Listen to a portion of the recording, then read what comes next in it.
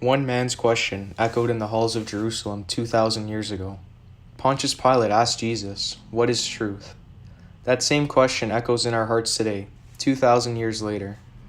Is there really such a thing as truth when it comes to the most important things in life, or are we just left to our own opinions?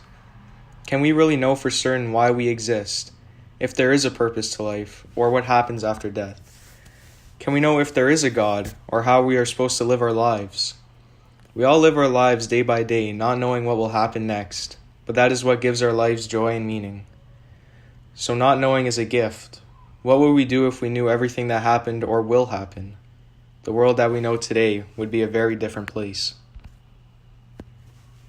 So what is truth anyway?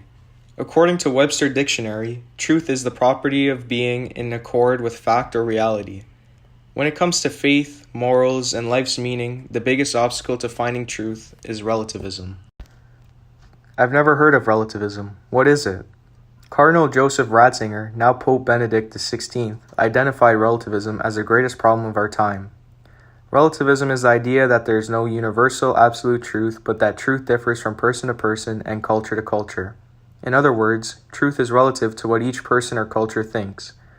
Most people in today's society are moral and religious relativists.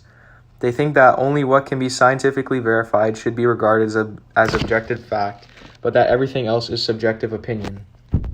Relativism is so widespread that Ratzinger describes its predominance in our day as the dictatorship of relativism. What's the problem with relativism? It is not difficult to show the problems of relativism, but because it is rarely scrutinized, it is widely accepted. Since it has worked its way into the fabrics of society, it is simply assumed to be true. If you were to take one hard look at relativism, it reveals that it does not work in real life. How is relativism flawed as a philosophy?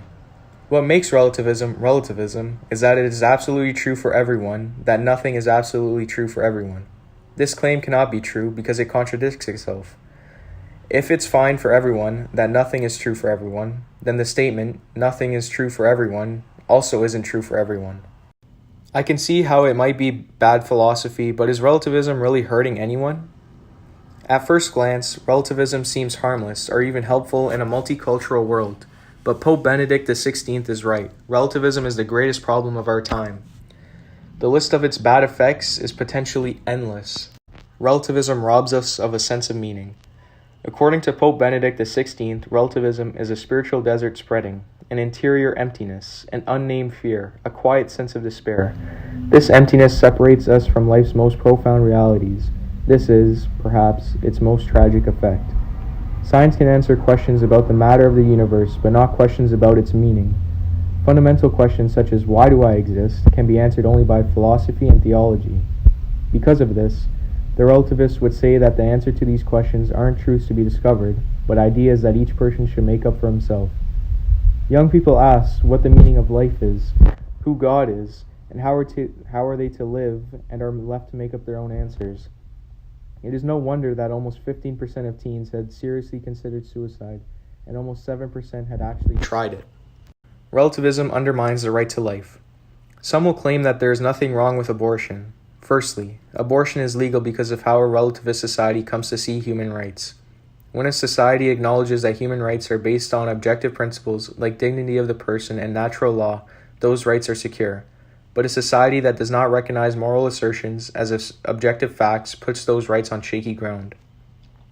Secondly, abortion is legal because of how a relativist society views human wrongs. One of the central arguments of pro-abortion groups is implied by the popular name of their movement, pro-choice. They claim that abortion should be legal in the name of freedom of choice, not necessarily because it's a moral decision. Abortion was made legal by relativism and probably remains legal because of it. Relativism destroys faith. It seems that most people today are under the false impression that if something is scientifically verifiable, it is objectively true, whereas everything else is only subjectively true. Such a belief reduces God from the status of actual living being to personal sentiment that can legitimately vary from person to person. Because of this demotion, relativists are able to say things like, "Jesus is God for you, but Vishnu is God for someone else." Many are convinced that relativism is the glue that holds a pluralistic society together, and that without it we dissolve into intolerant, warring clans. Naturally, arguments are rejected even if they seem logical. What is tolerance? Tolerance has been taught from a very young age. We are taught to tolerate views and opinions that differ from ours. Relativism has turned tolerance into disagreeing with someone and being called intolerant. There is no room for opinion. Has relativism helped society? Relativists are some of the most intolerant people in the world due to the fact that they do not believe in absolute truth. Adolf Hitler was a relativist and a perfect example of intolerant nature, i.e., killing the Jews. Relativists believe in ideologies with equal value. In essence, they are saying there is no right or wrong. Intolerance is not disagreeing or speaking out. It is rather forceful actions to push for consequences based out of disagreement. Relativists do not tolerate the ones they disagree with. Is absolutism the greatest cause of intolerance? There is an average of 1 billion Muslims in the world, and a majority of them live peaceful lives. A small minority of them are suicide bombers, and the peaceful ones are the primary victims. People across various religions have committed disgusting acts of violence, but the violence does not stem from absolutism, rather the interpretation of the teachings in a radical view. Absolutism is the claim to know the truth of God. Mother Teresa was an absolutist. She believed that Christianity had the right answer in terms of the divinity of Christ, but she did not blow herself up. Her faith motivated her to live a life of service. How has Christianity contributed to a society of tolerance? Christianity teaches each person that they are of great worth and dignity. It is believed that tolerance is the right of the individual. This can be traced back to Jesus' teachings. Without Christianity, there would still be slaves fighting in the Colosseum for all to see. School curriculum does not shed enough light on the importance of Christianity. It is now seen as oppressive and intolerant to other views. Once again, there is no room for opinion. Christian culture shared its fruit with the world and changed history. Was Jesus tolerant? Jesus was the most tolerant man to live. He faced torture and prayed for his executioner's forgiveness. He instructs us to serve, forgive, and love our enemies. But isn't the belief that all non-Christians go to hell the ultimate and final intolerance?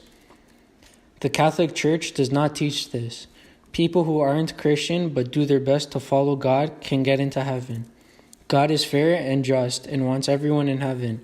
Christianity is the surest way that God has revealed for someone to arrive safely in heaven. What does motivate authentic tolerance? Relativism is not the cure for intolerance because it will never be accepted by people with strong religious beliefs who are intolerant. The most tolerant person recognizes that there are objective religious and ethical facts. Every religious leader needs to be a realist. Even people with less power need to become a realist too, so that they don't oppress anyone who disagrees with them. Why do we need certainty about matters of faith and morals? The more important something is, the more certain we have to be about it. Faith and morals are very important, so we should all agree on the same morals. Faith is the meaning of life, and morals is how we should live. Only a high degree of surety can give us a firm sense of purpose. I'm a scientist. When I talk about truth, I'm talking about science. You're talking about philosophy and religion. We're speaking on two totally different planes. We can't even debate. Truth means being in accord with fact or reality. We find truth by observing data and making logical conclusions about it. Information about God has to do with theology. There's a difference between data you can put under a microscope and philosophical data, but that doesn't make one more reliable than the other. Great minds throughout history deduce that there is a God we can't see. I guess I'm just skeptical of things that can't be scientifically verified. Skeptics are people who think we can never know anything spiritual with surety. They refuse to recognize anything immaterial as evidence for truth. They reject claims even if there is enough evidence to support it. They have foundational trust issues. So you Christians think that the rest of the world is flat out wrong. Saying you're right about God doesn't mean others are wrong. The Catholic Church claims to be right, but doesn't say others are wrong. Religious leaders are in dialogue and working together for the common good when possible. We are all on the same team to be with God. Religions are the stories of our searches for God. Doesn't it seem to limit God in all of his vastness to try to box him into one faith like Christians do? God is love. Him becoming a human and dying for us makes sense only in the logic of love. Nothing is as vast and profound as love. No other faith makes a better claim as to who or what God is. If God is love, He made it clear and easy for us to grasp when He reveals Himself. But in the end, doesn't diversity strengthen us? And won't that be weakened if everyone thinks as you do about faith and morals? Diversity is a great strength. Relativism destroys authentic diversity. A world that mandates unity through uniformity to relativism is far from diverse.